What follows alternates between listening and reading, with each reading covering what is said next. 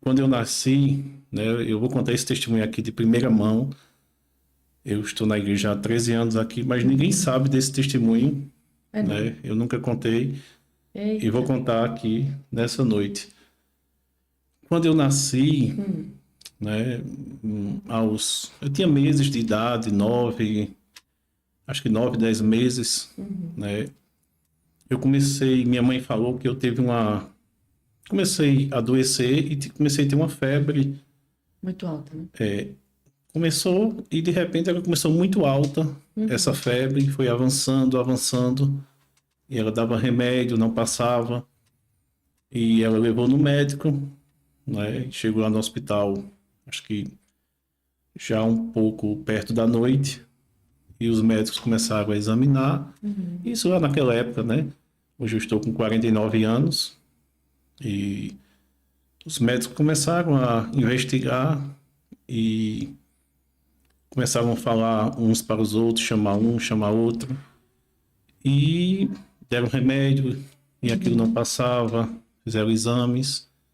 E sei que em um determinado momento, né, eu já não respondia, Uhum.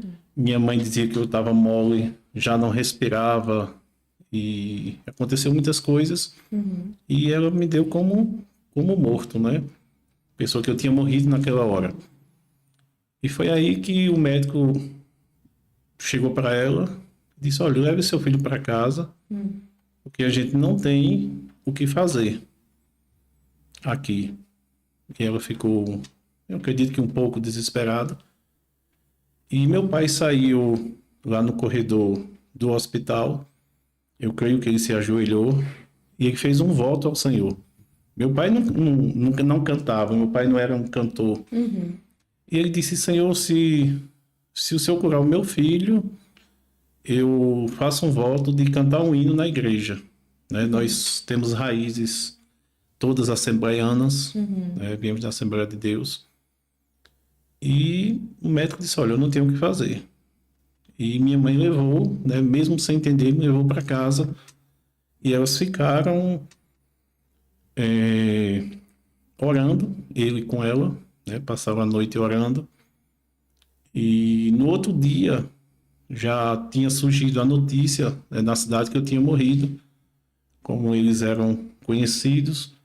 E deu 7 horas da manhã, começaram a chegar as pessoas lá em casa, Meu Deus. né? Tem uma enfermeira, que até minha mãe lembra o nome dela, que se chama Luizete, e ela perguntou: e aí, como é que vai ser? Como é que vocês vão fazer? E ela ficou sem entender porque ela estava perguntando aquilo, Uhum. né? E ela disse: olha, eu saí ontem do hospital e o médico disse: olha, ele não amanhece o dia. E quando ela chegou lá, eu estava totalmente curado,